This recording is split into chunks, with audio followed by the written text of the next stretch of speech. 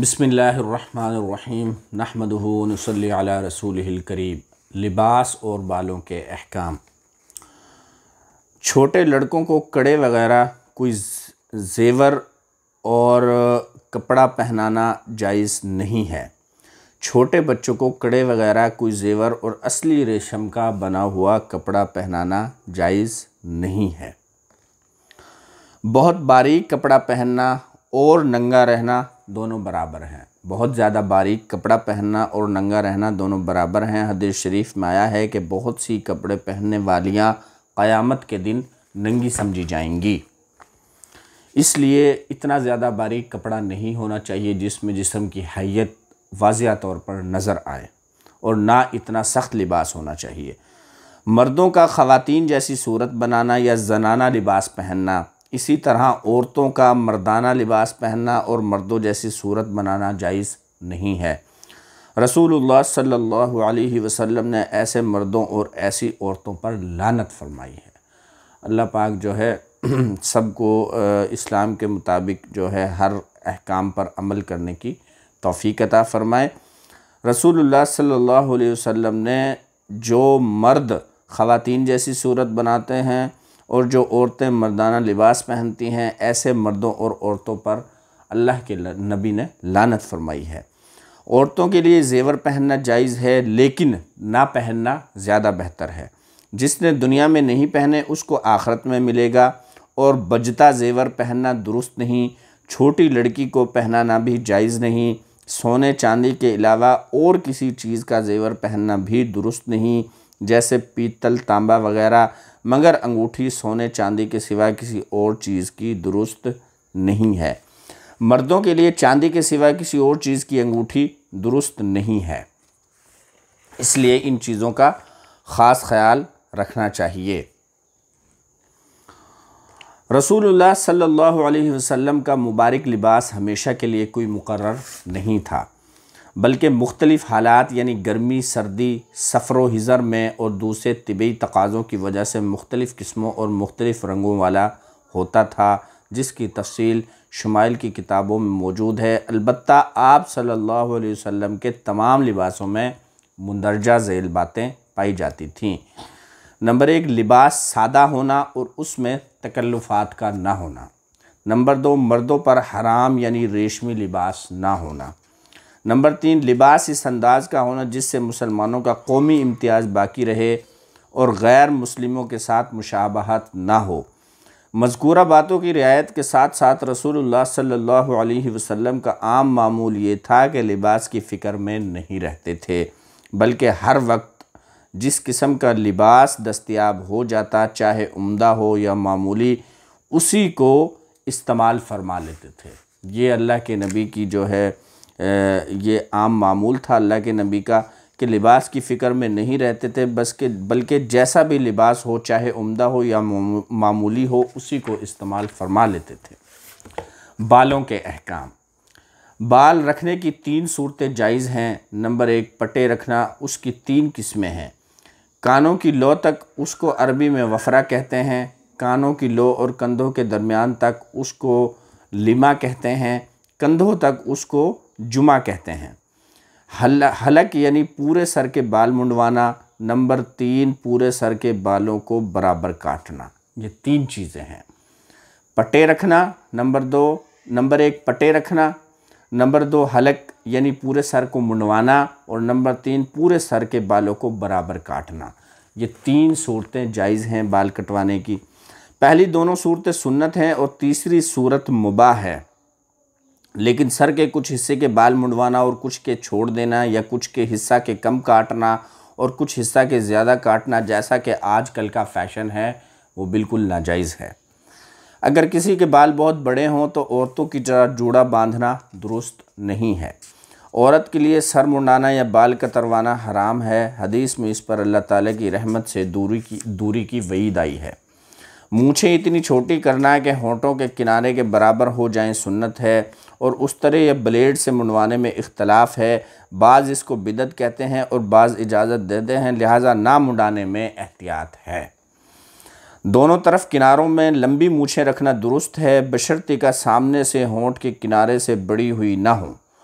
दाढ़ी मुंडाना कुतरवाना हराम है, अलबत्ता एक मुश्त से ज़ायद को कुतरवा देना दुरुस्त है। इसी तरह चारों तरफ से थोड़ा थोड़ा ले लेना कि सारी दाढ़ी बराबर हो जाए दुरुस्त है। रुखसारों पर जो बाल हों उनको ख़त बनाकर बराबर कर देना दुरुस्त है। इसी तरह दोनों अबरुओं के बढ़े हुए बालों को किसी कदर काट कर बराबर करना भी दुरुस्त है। हलक के बाल नहीं मुड़ाना चाहिए, मगर इमाम अबू यूसुफ रहिमहुल्लाह से मनकूल है कि इसमें भी कोई हर्ज नहीं है। निचले होंठ पर उगने वाली छोटी दाढ़ी के दोनों तरफ के बाल मुंडवाने को फ़ुक़हा ने बिदअत लिखा है, इसलिए नहीं मूड़ने चाहिए। इसी तरह गुद्दी के बाल बनवाने को भी फ़ुक़हा ने मकरूह लिखा है। खूबसूरती की गरज से सफ़ेद बाल चुनना ममनू है, अलबत्ता मुजाहिद के लिए दुश्मन पर रोब व हैबत बिठाने के लिए सफ़ेद बाल उखेड़ना बेहतर है। नाक के बाल नहीं उखेड़ने चाहिए बल्कि कैंची से काटने चाहिए। सीना और पीठ के बाल बनाना जायज़ है मगर खिलाफ़े अदब है। मर्द के लिए ज़ेरे नाफ बाल उस्तरे से या ब्लेड से साफ़ करना बेहतर है।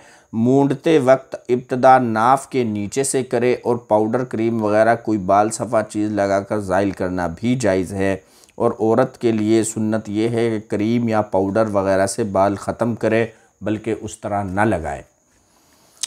बगल के बालों में बेहतर यह है कि मोचने वगैरह से उखेड़े और उस तरह से मुंडवाना भी जायज़ है। उसके अलावा बाकी सारे बदन के बाल मूंडना या रखना दोनों दुरुस्त है। ज़ेरे नाफ बालों के जो हम आम रूटीन में सफाई करते हैं अपने, तो उसके लिए और औरत के लिए चाहिए कि कोई क्रीम या पाउडर इस्तेमाल करे ज़ेरे नाफ बालों के लिए, वो बेहतर है। और मर्दों को चाहिए कि उस तरह या ब्लेड इस्तेमाल करें, लेकिन किसी मजबूरी के तहत या किसी वजह से अगर कोई दूसरी चीज़ भी इस्तेमाल की जाए तो वो भी जायज़ है। पैर के नाखून काटना भी सुन्नत है, अलबत्ता मुजाहिद के लिए दारुल हरब में नाखून और मूछें न कटवाना मुस्तहब है।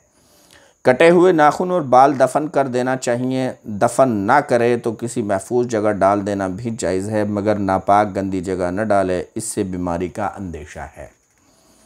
दांत से नाखून काटना मकरूह है, इससे बर्स की बीमारी हो जाती है। हालत जनाबत में बाल बनाना, नाखून काटना, ज़ेरे नाफ बाल वगैरह साफ़ करना मकरूह है।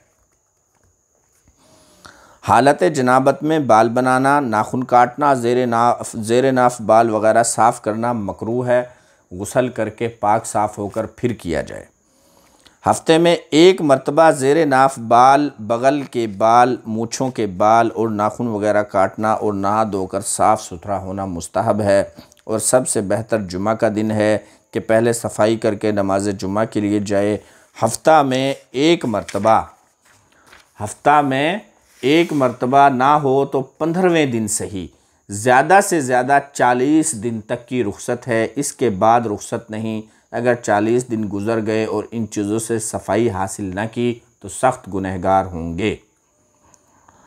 दाढ़ी रखना वाजिब है, मुंडाना या मुट्ठी से कम करना हराम है। नबी करीम सल्लल्लाहु अलैहि वसल्लम ने फरमाया, मुशरिकों की मुखालफत करो, दाढ़ियों को बढ़ाओ और मूछें कटाओ। नीज़ हुज़ूर सल्लल्लाहु अलैहि वसल्लम ने दाढ़ी कटाने, टखने ढांकने और गाने बजाने को इन बदकारियों में शुमार फरमाया है जिनकी वजह से हज़रत लूत अलैहिस्सलाम की कौम को हिलाक किया गया। इलावाज़ी दाढ़ी मुंडाने या कटाने का गुनाह अलल ऐलान शरीयत की मुखालफत और दूसरे गुनाहों से ज़्यादा संगीन है, इसलिए कि दूसरे गुनाह वक्ती होते हैं मगर ये गुनाह हर वक्त साथ रहता है, सोते जागते, हत्ता कि नमाज वग़ैरह इबादत की हालत में भी ये गुनाह साथ रहता है। आप सल्लल्लाहु अलैहि वसल्लम ने फरमाया, मेरी सारी उम्मत मुआफ़ी के लायक है सिवाय उन लोगों के जो एलानिया गुनाह करते हैं। औरतों का बालों को जमा करके सर के ऊपर जूड़ा बांधना जायज़ नहीं है। औरतों का सर के बालों को जमा करके जो सर के ऊपर जूड़ा बांधती हैं वो जायज़ नहीं है। हदीस में है, ऐसी औरतों को जन्नत की खुशबू नसीब नहीं होगी। अलबत्ता गुद्दी पर जूड़ा बांधना जायज़ है, बल्कि नमाज की हालत में बेहतर है, इसलिए कि इससे बालों के पर्दे में सहूलत होती है। उसके अलावा बाल रखने के दूसरे तरीके बहुत से हैं, ठीक है, वो भी आप इस्तेमाल कर सकते हैं। बालों के दूसरे तरीके जायज़ है, बशर्ती का किसी नामहरम की नज़र न पड़े और कुफ़ार के साथ मुशाबत ना हो। औरत के बालों का सख्त पर्दा है, हत्ता कि बूढ़ी औरत के बाल देखना भी हराम है। मस्नूई बाल अगर इंसान के हों तो उनका लगाना बड़ा गुनाह है और इस पर हदीस में लानत वारिद हुई है, और अगर ये बाल किसी जानवर के हों तो लगाना जायज़ है। औरत के लिए चेहरे के बाल साफ़ करना जायज़ है, अगर उसकी दाढ़ी या मूछ निकल आए तो उनको साफ़ करना बेहतर है। ऊपर के अबरू के किनारों से बाल उखाड़ कर बारीक धारी बनाना जायज़ नहीं। ये जो है बातें बड़ी गौर से सुन लें, जो आजकल ये पल्किंग शल्किंग और ये ऊपर के अबरू बनवाते हैं, अबरू के किनारों से बाल उखाड़ कर बारीक धारी करना जायज़ नहीं, हदीस में इस पर लानत आई है। अलबत्ता अगर अबरू बहुत ज़्यादा फैले हुए हों, आपके अबरू बहुत ज़्यादा फैले हुए हों तो उनको दुरुस्त करके आम हालात के मुताबिक करना जायज़ है, उनको बारीक करना जायज़ नहीं, आम हालात के मुताबिक नॉर्मल करना जायज़ है। ज़ेर नाफ की सफाई की हद मसाना से नीचे पीड़ू की हड्डी से शुरू होती है। जो ज़ेर नाफ बालों की हम सफाई करते हैं उसकी हदूद क्या है? उसकी हदूद ये है कि ज़ेर नाफ की सफाई की हद मसाना से नीचे पीड़ू की हड्डी से शुरू होती है, इसलिए पीड़ू की हड्डी के शुरू से लेकर मखसूस आज़ा, उनके इर्द गिर्द और उनके बराबर रानों के जोड़ तक और फुजला खारिज होने की जगह के बाल साफ़ करना वाजिब है, ये ज़रूरी है। तो अल्लाह पाक से दुआ है कि अल्लाह पाक हमें अमल करने की तौफ़ीक अता फ़रमाए। आमीन।